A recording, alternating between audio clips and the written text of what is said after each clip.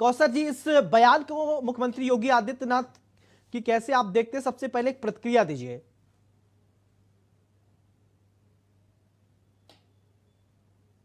बहुत बहुत धन्यवाद आपका इस गंभीर चर्चा में हमें शामिल करने के लिए।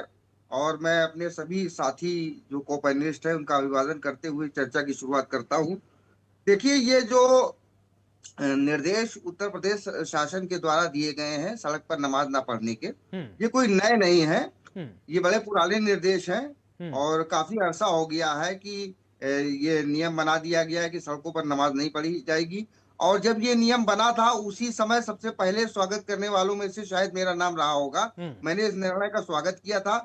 उसकी दो वजह है। हम्म। पहली वजह यह है कि पवित्र कुरान में स्पष्ट रूप से लिखा हुआ है कि अल्लाह उन्हें पसंद नहीं करता उन लोगों को जो शाहराहों को बाधित करते हैं। शाहराह माने होता है राजमार्ग यानी सड़क।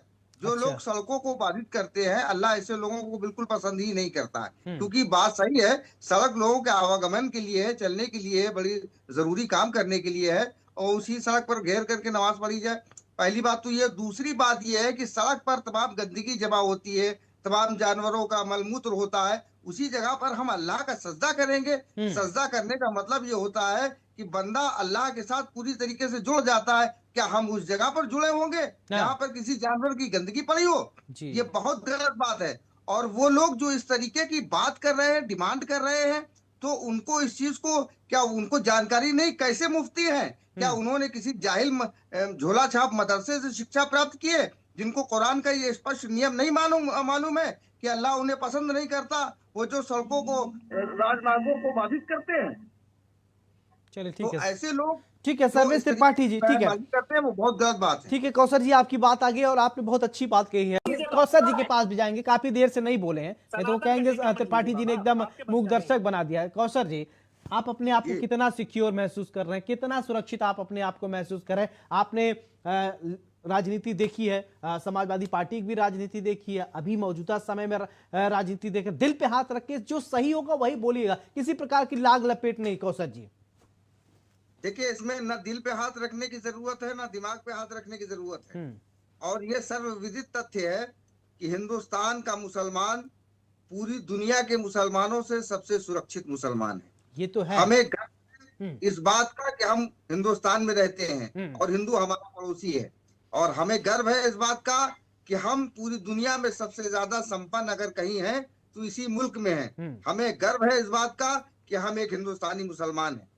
नहीं नहीं, वो तो सबको गर्व है, लेकिन मैं पूछ रहा हूं कि अगर तुलना की बात हो रही है तो आप अभी सुरक्षित महसूस कर रहे ही नहीं, क्योंकि लॉ एंड ऑर्डर की बात होगी तो सुरक्षा से उससे जुड़ी होती है। महसूस कर रहे हैं सुरक्षित, अपने आप को महसूस कर रहे हैं, हाँ या ना?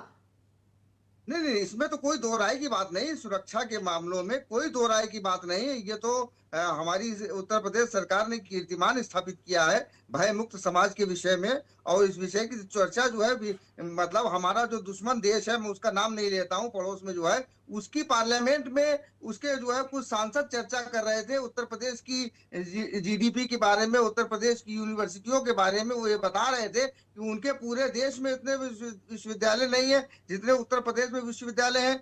कानून व्यवस्था के विषय में बता रहे थे। ये तो देखिए, जब हमारा दुश्मन हमारी तारीफ करे तो उसको तारीफ माना जाता है। हम तो इस देश के नागरिक हैं, प्रदेश के नागरिक हैं। हमारी तारीफ करने और नहीं ना बहुत करने से क्या हासिल नहीं होता है? मैटर करता है आप सुरक्षित महसूस कर रहे हैं कि नहीं। पहले अपना घर सिक्योर होना चाहिए, पड़ोसी क्या कह रहा है वो नहीं मतलब होना चाहिए, पहले अपना घर सही है तो सब कुछ ठीक है। आप सुरक्षित महसूस कर रहे नहीं है, कंसर्न ये है, इस बात को लेकर थोड़ा चर्चा आगे बढ़ाया जा रहा है।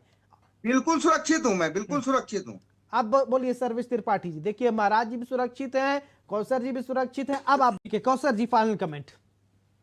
जी देखिए, ऐसा है ना कि सड़कों पर नमाज पढ़ने के विषय में तो मैंने आपको पहले भी बताया किसी भी तरीके से दुरुस्त नहीं है। इससे जो है मतलब जो है वो बाधित होता है, यातायात बाधित होता है।